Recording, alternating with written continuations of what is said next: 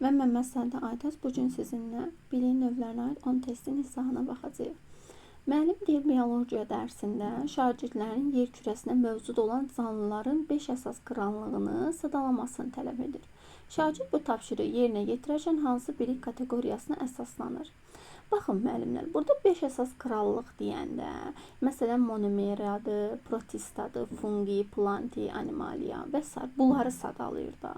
Bunlar indi həmin şagirdin yaddaşında, hafizəsində olmalıdır ki, sadalaya bilsin. Məsələn, deyirəm, kurikulumun prinsiplərini sadala. Hafizədə yaddaşlı olmalıdır, yəni əzbərə yönəlib bir bilik olmalıdır ki, şagird onu deyə bilsin. Bu aid olur nəyə? Faktoloji biliyə. İkinci sualda belədir ki, şagird imtahana hazırlaşarkən fən müəlliminin məsləhətinə uyğun olaraq əvvəlcə mövzunun əsas anlayışlarını vərəqə yazır. Sonra isə bu anlayışlar arasındakı səbəb-nəticə əlaqələrini oxlarla birləşdirərək ümumi bir sxem qurur.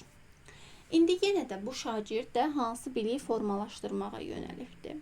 Demək, şagird anlayışın mahiyyətini başa düşürsə, yəni dərk eləyir ki, bilir ki, oxları hansına birləşdirmək lazımdır.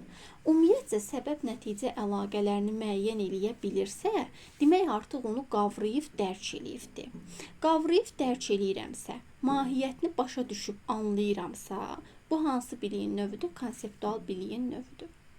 Üçüncüdə, riyaziyyat dərsində şagird tənliyi həll eləmək üçün ardıcıl addımları, düsturları və algoritmi xatırlayır və onları tətbiq edir.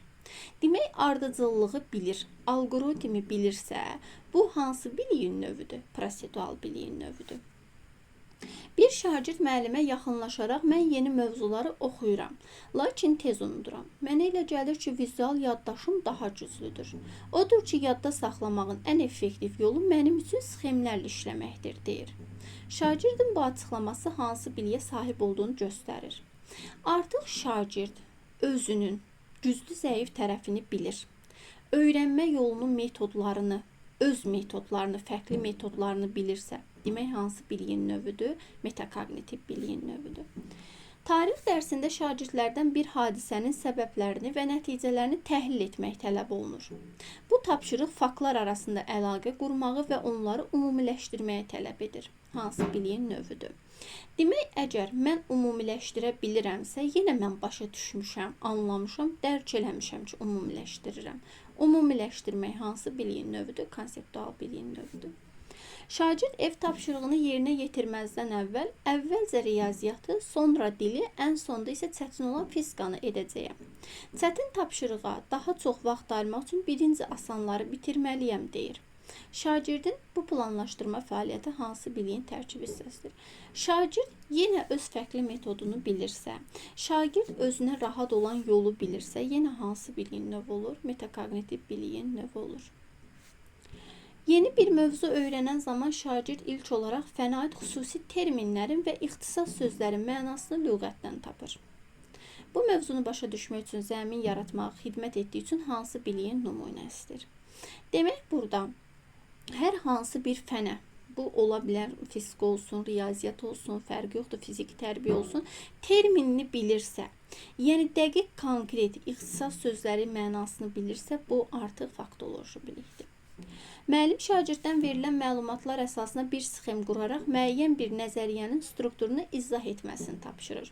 Mən mahiyyəti başa düşürəmsə, strukturu öz sözümlə izah eləyə bilirəmsə, bu konseptual bilikdir. Şagird yazı işi zamanı yazdığı hər cümləni oxuyaraq fikrini ifadə edib etmədiyini yoxlayır və lazım gələrsə tənzimləyir. Bu proses biliyin kateqoriyasının hansına aiddir? Əgər şagird öz fikrini ifadə edib etmədiyini, artıq öz işini tənzimləyə bilirsə, demək bu metakognitiv bilikdir. Bir xəritə proqramında nöqtədən digərinə çatmaq üçün düzgün addım və ardıcıllığı icra etmək tələb olunur. Prosesi ardıcıllıqla icra edirəmsə, o prosesi yerinə yetirirəm. Bu artıq hansı biliyin növüdür? Prosedual biliyin növüdür. Əgər belə sınaqların davamlı olmağını istəyirsinizsə, kanalımıza abunə olmağı və dəstək olmağı unutmayın.